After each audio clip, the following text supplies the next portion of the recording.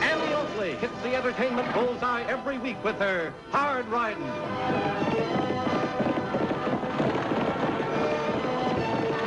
Straight shooting.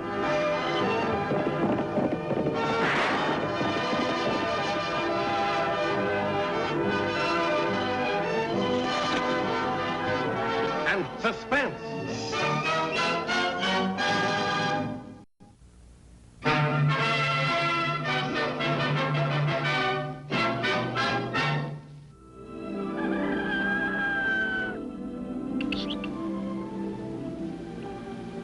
Patience, little one, patience. Papa Paul cannot do two things at a time. Yeah, such a nice breakfast. Yeah. Shame, eh, blood. To push a lodge like that is very ungentlemanly. Oh, come. Ah, that is better. Stay here and keep a sharp lookout. We don't want to be interrupted.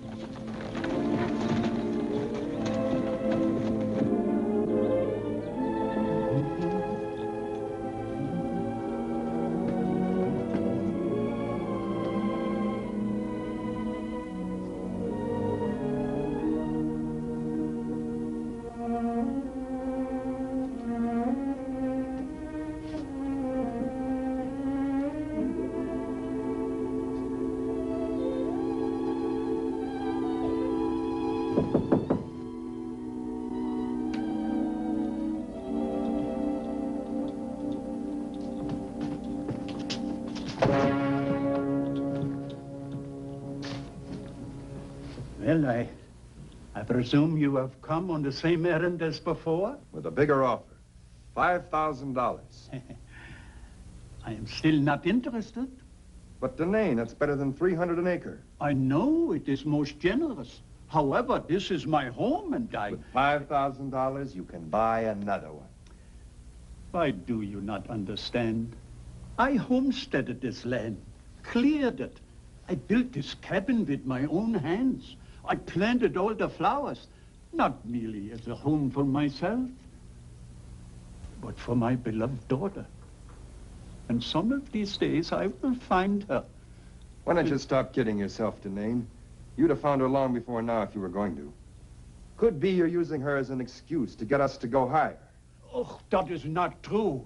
I will not sell, no matter how much money you offer.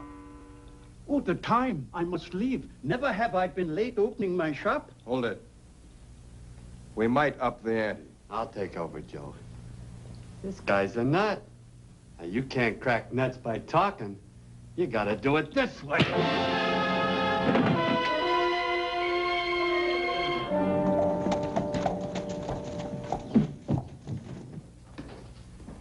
Papa Paul must be slipping. You still look like a floor mop. Tagg Oakley, I thought I told you to wait if that barber shop was crowded. It wasn't even open. At 10 minutes to 9?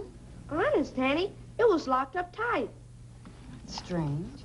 Papa Paul has his peculiarities, but being late isn't one of them. He usually has that shop open every morning by 8 o'clock except on Sundays. Maybe he's sick. Let's ride out and see. Tagg, you have your homework to do. Oh, Annie. Go on.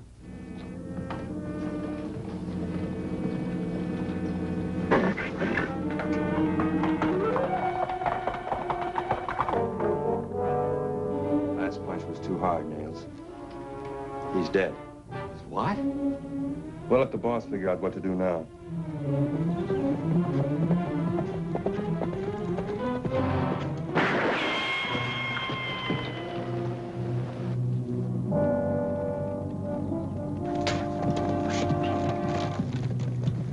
I'll go after him. You check Papa Paul. It's Lofty Craig and Annie Oakley.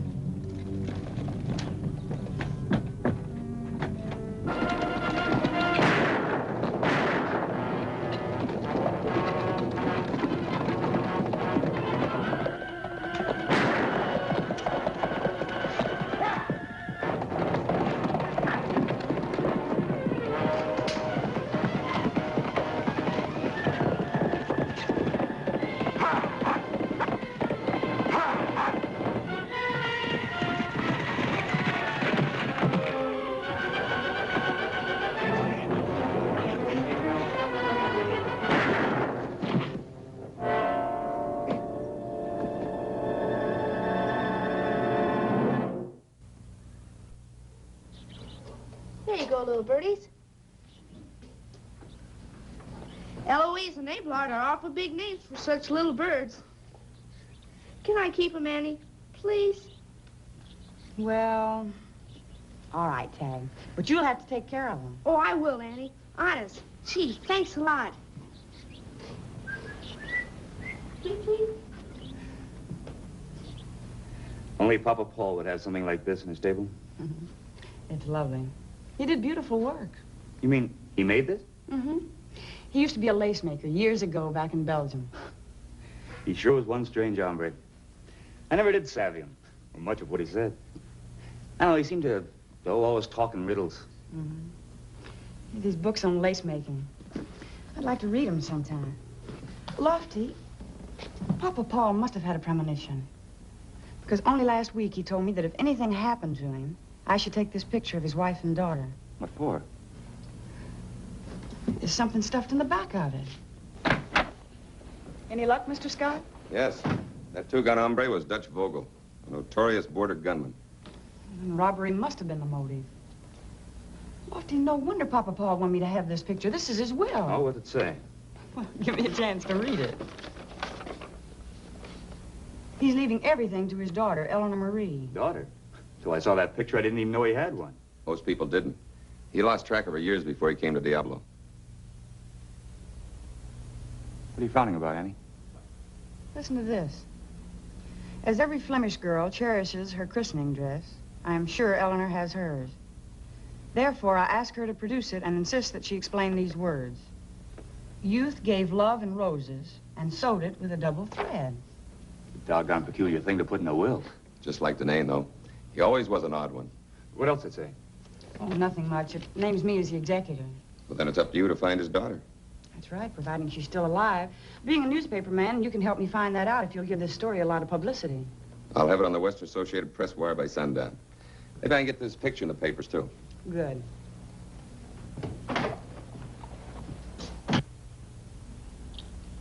Lofty, do you have the key to Papa Paul's shop? Yeah? Let's go over there and look for a locket. A locket? Mm-hmm. Come on. Do your old tricks again, huh? Withholding information.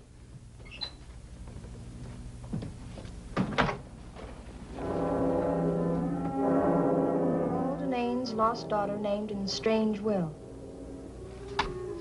I don't get it. If the old man was so poor, why should I pose as his heiress? It's very simple.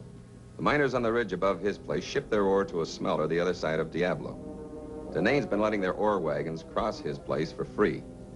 If we can get hold of his place, we'll put up a toll gate and charge him plenty. Well, suppose they cross you up and send the wagons by a different road. There's not much chance of that. The only other way is a trail over the mountains. Too narrow for wagons. It's 20 miles longer. 3 days round trip by pack train. How much can you tell me about Denain and his family? Plenty. What about this christening dress? I guarantee you an exact duplicate of the real one. All right. It's a deal. Well, one other thing. If you're going to be Eleanor Denain, you better dress like her. Get rid of these trimmings.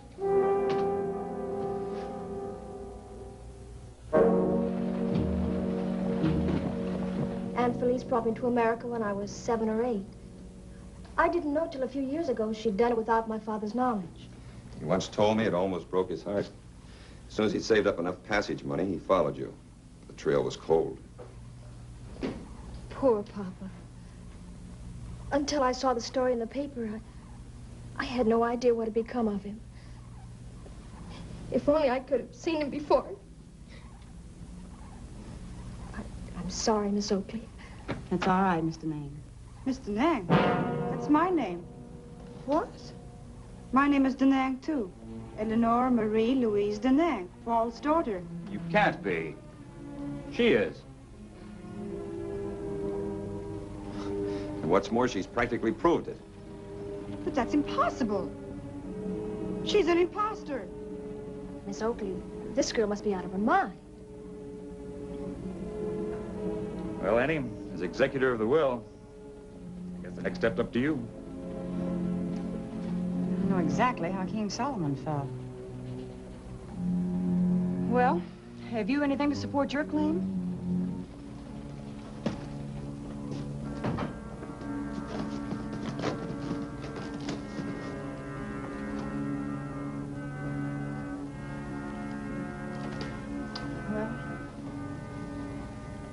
You've each produced a christening dress.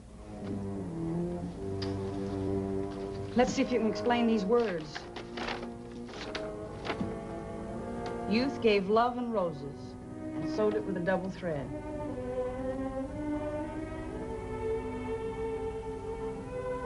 I'm afraid I can't. My aunt told me some time ago about some double thread. It was such a long time ago. I can't remember. Can you explain? Easily. From what my Aunt Felice told me, youth means my father was a young man when I was christened. With love, he gave me this dress, which, as you will see, Miss Oakley, is trimmed with rose pattern lace. What about the double thread? Look at the seams. Sewed with a double thread, all right. So is this one. But I explained the words. Doesn't that prove I'm the real heir? Certainly seems to, but I can't make anything official until after I find a certain locket. Locket? Mm-hmm. There was one paragraph in the will I didn't make public. The accuracy of her explanation will be confirmed by the contents of the jewel locket in my possession. Well, I guess it's a stalemate till that locket is found. I'm afraid so. Then I might as well take a room at the hotel. Is it very far? No, just down the street. I'll show you. You're very kind.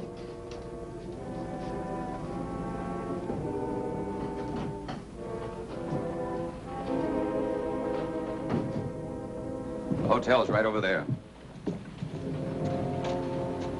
You'll have to manage alone from here on in. I want to get the boys out to the cabin. We've got to find that locket. Where can I get in touch with you? Oh, I'll be around.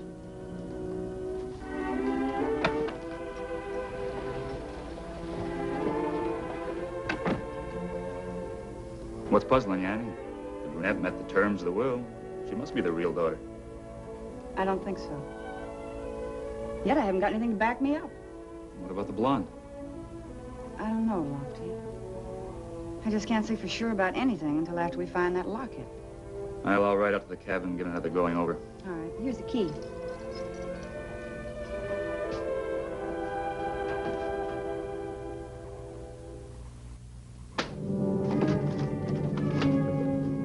If that locket was here, Craig and that Oakley gal would have found it. Stop grumbling and keep looking.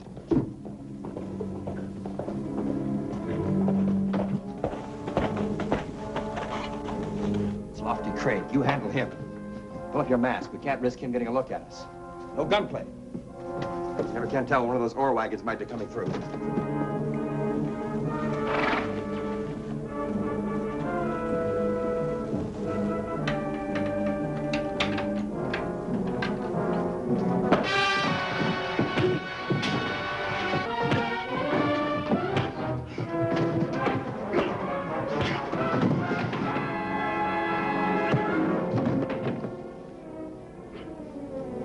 You okay? I reckon so. Let's go.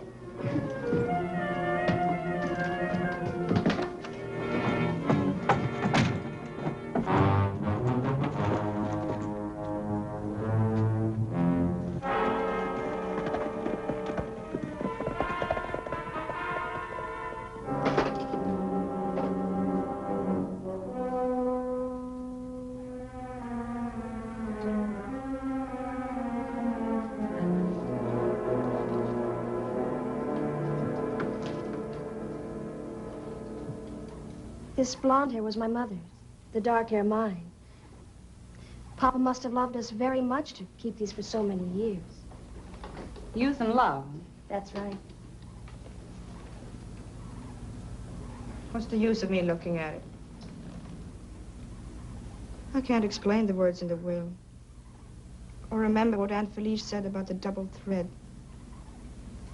Except I seem to be pretty sure it hasn't anything to do with seams. Well, Miss Oakley? Well, since you've met all of the terms of the will, I'm turning Paul Denain's property over to you. Miss Oakley, you can't. She's not his daughter. It's not fair. It's unjust. Wait a minute. Gosh, I kind of feel sorry for her. So do I. Sorry. She must have been desperate to attempt such a masquerade. When may I take possession? Immediately. Here's the key to Paul's cabin. Thank you. Well, isn't that part of Papa's estate, too? Oh, yes, take it along. There's some other things right over here. Oh, for now, I'll just take those. All right. Well, I better get out to the cabin. All right. Thank you all for everything. Papa Paul had a pair of lovebirds. I've been taking care of them, but if you want... Well, I'm sure he'd like you to keep them. Gee, thanks a lot. Well, I only hope I did the right thing.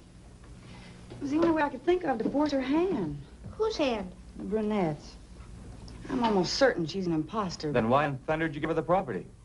To find out why it was so important to her. And also to try and learn the identity of Papa Paul's killers. You think she's in cahoots with them? Yes, I do, but I can't prove it. At least not yet. In the first place, her christening dress looks old, but I'd say both the material and the lace were made in the past, 5 years. If she ever gave it that yellow with age look, I'll never know unless maybe she dipped it in cold tea. But the lace in that christening dress is completely different in texture than the lace in the centerpiece. Anything else? Yes. As far as I'm concerned, those locks of hair don't even begin to confirm her explanation of the words in the will. Sounds like a lot of jibber-jabber to me. Me too. What are you going to do now, Annie? Well, first I'm going to go find that blonde. I want to talk to her before she leaves town. You know, Lofty, her christening dress is genuinely old.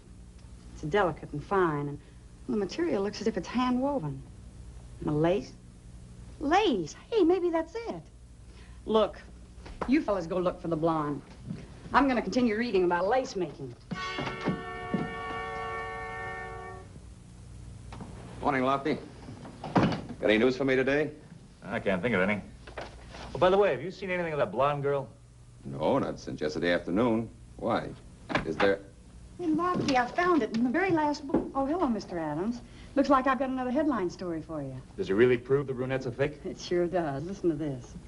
When making lace for a christening dress, many a lace-maker follows a quaint old custom.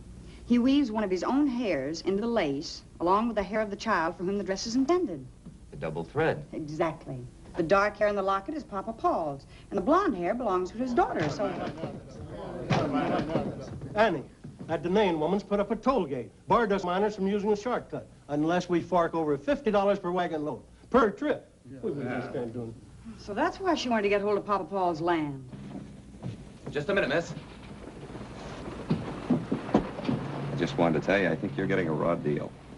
What do you mean? Well, I've got a strong hunch that you're the real Eleanor Denain. Thank you, but And if you'll stay on here, maybe I can help you prove it. I don't see how.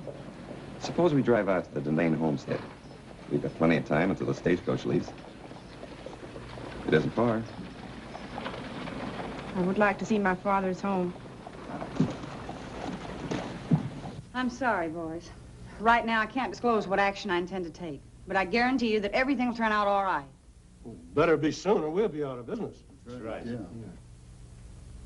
Well, it's 10 minutes to 12. We'd better get over to the stage depot. Say, you two better do something about that toll gate or we're going to tear it down. Yeah, we sure will do is tear it down. Well, I don't know. You can't get me.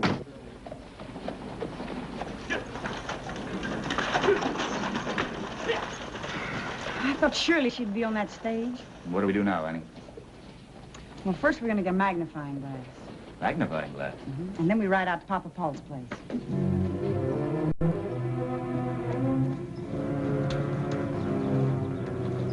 Suppose you keep an eye on these two so I can talk to Mr. Denain privately.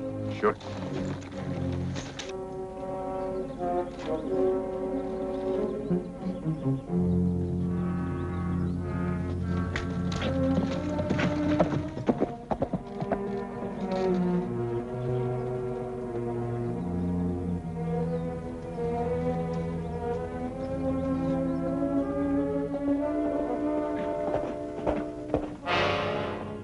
The dress, Danny, just like I told you. I'll take care of Eleanor. But Mr. Scott... Never mind.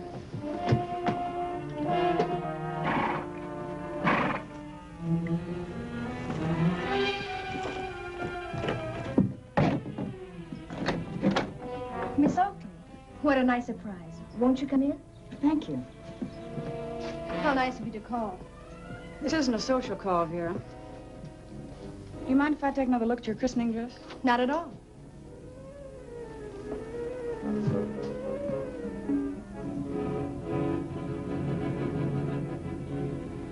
This isn't your dress. Why, of course it is. This material is soft and fine. It's really old. This is the dress Eleanor Denain brought with her. Where is she? I haven't the ghost of idea what you're talking about. These pieces of straw came from her valise. What have you done with her? All right. Go on, move.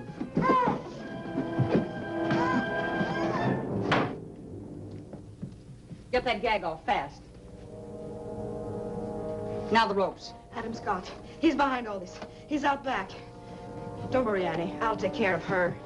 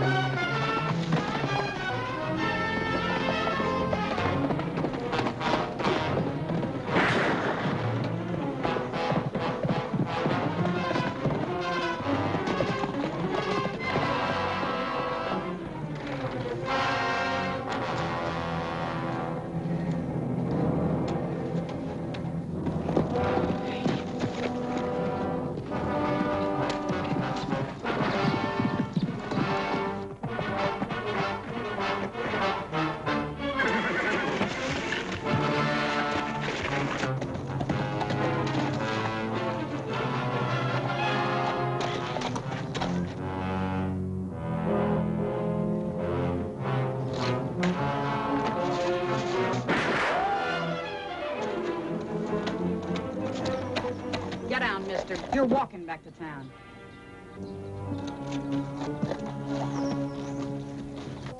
So, when Papa Paul was making the lace for his baby's christening robe, he wove one of his black hairs and one of her golden ones into the rose. Gosh, Annie, you know a lot. Nonsense, Tagg. I just remember what I read. Well, Eleanor, you better get your bonnet on. The stage will be in a few minutes. I thought you were staying in Diablo. I'll be back. I'm using the money the miners paid me for the right-of-way to take a course in barbering. And then she's going to come back and reopen Papa Paul's shop. Oh, Annie. Gosh, I bet girls invented haircuts.